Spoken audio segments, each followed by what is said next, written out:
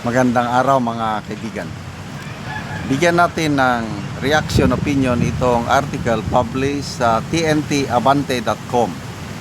Tungkol ito sa napipintong o napapabalita na pagsibak kay Tourism Secretary Cristina Frasco at yung napiling papalit sa kanya. DOT Secretary Cristina Frasco papalitan ng corporate executive. Isang corporate executive na may malapit na koneksyon sa isang bilyonaryo ang umano'y itinuturing na posibleng pumalit kay Department of Tourism Secretary Cristina Frasco ayon sa nakalap na impormasyon ng politiko. Ayon sa source ng politiko, ikinokonsidera ni Pangulong Ferdinand Marcos ang leadership reset sa Department of Tourism na bahagi ng malawakang balasahan ng kanyang gabinete dahil sa kabiguan ng sektor ng turismo na makasabay sa regional peers sa kabila ng inilalaang pondo. Ito ang sabi ng source. This was supposed to be a rebound story. Instead, tourism has plateaued while our neighbors surge ahead. From Malacanang's perspective, Frasco has become more of a liability than a driver of growth. Inihayag pa nito na bukas umano ang Malacanang sa pagtalaga ng isang corporate style manager na mas nakatuon sa returns, disiplina at execution kaysa sa pagpapaganda ng imahe. Matatandaan naman mula Enero hanggang Nobyembre of 2025 na itala ang 5 million to 2.35 million foreign arrival na bagyang mas mababa kaysa 5.35 million noong 2024. Kabaliktaran sa pagtaas ng iba pang Southeast Asian countries. Ayon pa sa mga analyst, pinakamababa ang economic return ng Pilipinas kumpara sa ibang ASEAN countries sa bawat dolyar na inilalaan sa turismo. Bagamat higit 20 bilyon ang ginastos sa nakaraang mga administrasyon, ang tourism receipts noong 2024 ay umabot lamang ng 13 billion. Lugi. Bukod pa rito, hindi pa rin nakabawi ang sektor mula sa pandemya, kung saan bumaba ang revenue noong 2023 hanggang 2024 at ang kontribusyon ng turismo sa GDP ay mas mababa sa 9% noong 2024 mula sa halos 13% noong 2019. Nakatanggap din ng kritisismo si Frasco dahil sa promotional approach ng DOT at lumala ang imahe ng ahensya dahil sa pagkansela ng Love the Philippines campaign noong 2023 matapos gamitin ng stock footage mula sa ibang bansa. Sabi ng source, tourism is no longer a feel-good portfolio. It's a numbers game now. And right now, the numbers aren't working. Okay, so ito na. Matagal nang inaabangan ng nakakaraming taumbayan ito.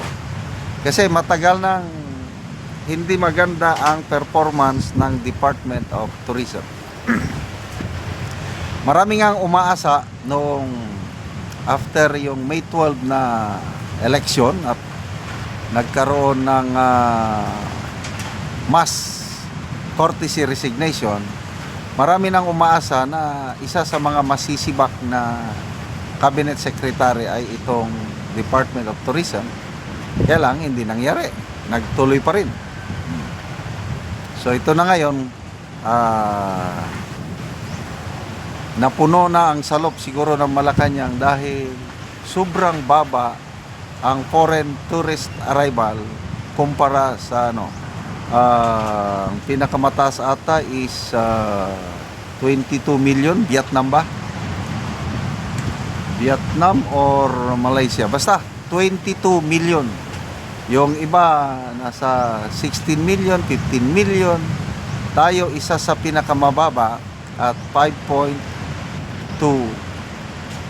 So sa buong 2025 pala 5.6 ang total tourist arrivals. Malayong malayo kumpara nung 2019, panahon ng Duterte administration before pandemic. Nakaabot po tayo ng 8.4 million foreign tourist arrival. Yun na yung highest recorded arrivals, foreign arrivals sa ating bansa. Sayang nga lang, excuse me, kung hindi sana nagka-pandemic, baka yung 2020 ang expectation is aabot na ng 10 million foreign tourist arrival naitala ng Pilipinas. Kaya lang, yan nga, naabutan tayo ng pandemic. At up to now, lumalabas ang Pilipinas, hindi pa rin nakakabawi mula nung pandemic. So, anong rason? Walang yan, nasa leader. Kung mahina ang leader, edi mahina rin ang kanyang mga... So, I don't know kung makakatulong ba itong balasahan na naman sa cabinet. So, yung DepEd,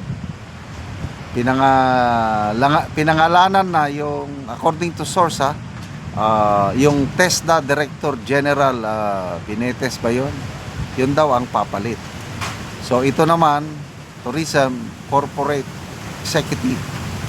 Maganda nga kung corporate style, ang focus is yung return of investment, hindi yung pagpapaganda sa image. Tapos, ang inilagay pa sa mga campaign poster, mukha ng DOT Secretary. Anong kinalaman sa mukha ng DOT Secretary sa ganda ng Pilipinas? Kaya, ang daming bumabati ko sa kanya, yung mukha niyang inilagay niya sa mga tourism posters natin na palpak naman. Salamat mga kaibigan sa inyong pagsubaybay sa ating channel. Nakakatulong kayo ng malaki sa tribong Talandig ng Bukidnon dahil ang sweldo natin sa channel na ito is pantulong sa tribo.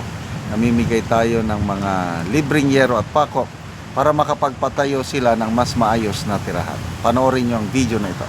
Ano ni ang natagaan na mo gero? So, Sinya gihatag ninyo sa hinabang.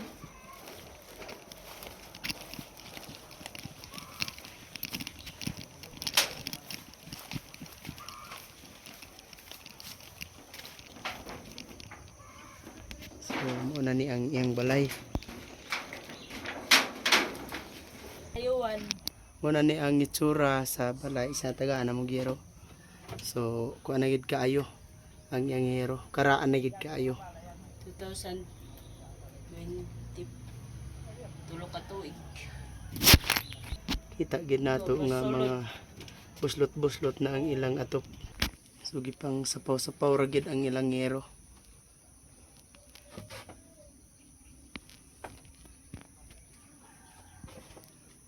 So, muna po ni ang ilang kahimtang, ang ilang mga kaldero na alang duha ka buok mga gagmay. Og karon pila na ni katuig ang inyong balay nga inani na ang itsura sa inyong atop? Tulo ka tuig na. Turo na katuig. So, kuan dugay-dugay na gyud. Wa mi naka palit og atop kay tungod sa kalisod. Unsa ra day ang trabaho sa imong bana? Kuan Mag-uuma. Kanang gapamugas lang mo og mga mais. o So pila ka buok ang imong anak? isa pa. Isa pa, so ga eskwela na. Dili pa. Dili pa. Ani pa nga tuig. Mm. So tungyod sa kalisod wala gid mo naka-afford og balit og yero. Oh. Salamat sa Ginoo nga kaning sin na inabangan na gid mi. So salamat kaayo. Thank you.